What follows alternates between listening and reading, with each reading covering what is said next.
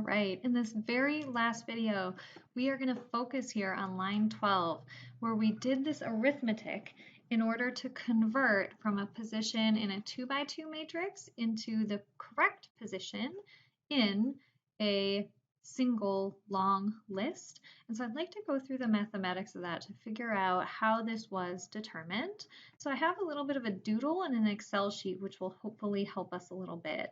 So intuitively, our cells object, which is right here, is keeping track of things in a grid format. So we have a row number and we have a column number to get us to an entry right here.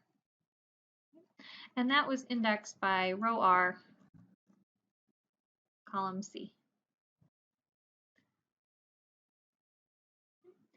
We then located the up cell right here for that particular cell, and that was located in row R-1, column C.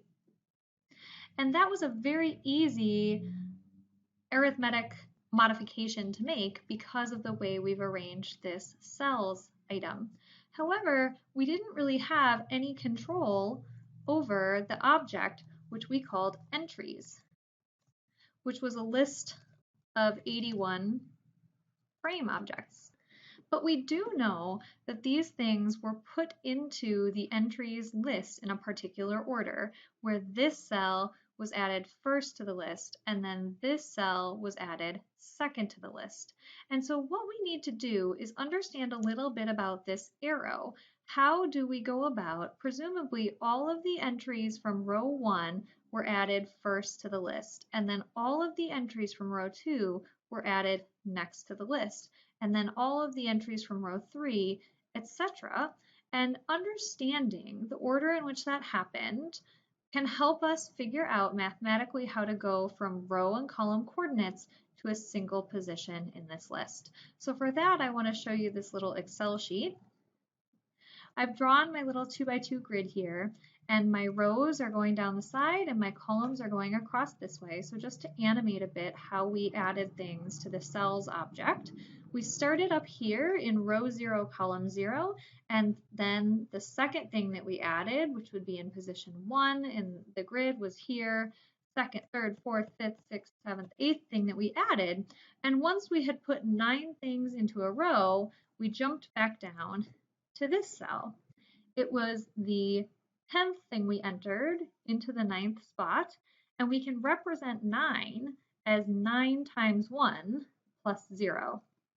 And then we added the 10th thing, which is 9 times 1 plus 1, and the 11th thing, which is 9 times 1 plus 2.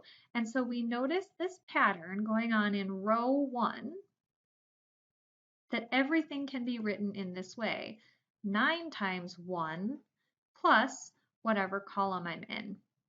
And when we switch back to start looking at row 2, we notice that 18 is 9 times the row number plus the column number. 19, 9 times the row number plus the column number.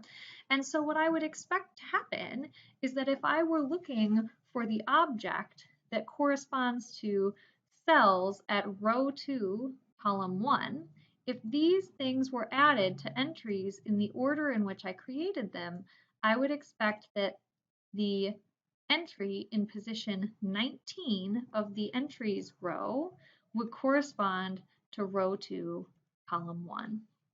And that would be lovely if that were to happen, but we have one more little bit of annoyance left, which is that I believe that the object that Python is using in order to store this is what's called a stack, which means that the first thing that we put in is going to be the last thing to get out.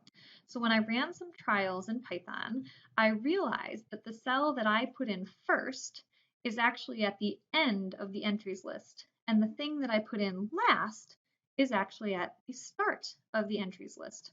So if I were expecting the thing in position 10 that I put in 10th to the object to be at position 10, I would be wrong. It would actually be 10 units from the end of the list. So I would have to walk 10 units this way and be right here, which is not exactly where I would expect it. So all in all, the arithmetic that we need, that you see right here in row 12, is I'm looking for the position of this up cell in the list. So when I had the original cell at row R, column C, its up cell was found by going to R-1, column C. So what I've done here is I've taken that 9 times the row that I'm on plus C. That's the entry at which I added this thing to cells. The only difference is I don't actually want to go to this location. I want to go this many units in from the end of the list, just due to the nature of the object that Python chose to store these values. And so that's how we came up with this arithmetic, is just through this conversion process that we have pictured here in Excel, and then the little observation that we have to move from the end in to find what we were looking for.